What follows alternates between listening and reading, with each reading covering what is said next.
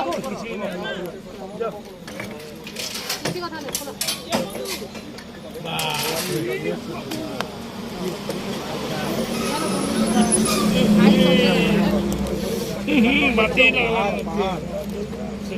करून द्या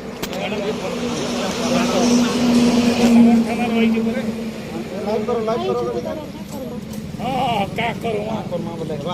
madam phone करूँ कहाँ मतलब फसे नहीं बर्बाद है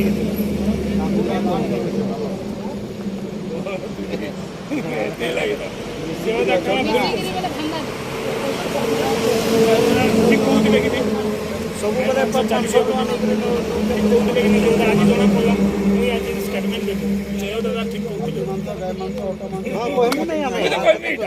जय दादा ठीक कहूला आज इटा हला इधर स्पष्ट जना पड़ला कि मोर दादा जहाँ स्टेटमेंट देछन पूरा सर्वानंद दादा लाइव करो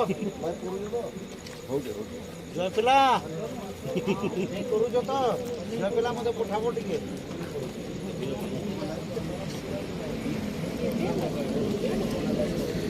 कहीं आधा कंटेनर वो पूरा तो फुल कंटेनर हो जी ये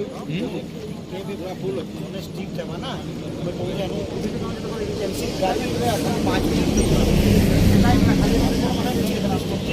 कर दिया पूरा मैं भी किसी को ना पढ़ने लगी ठीक हो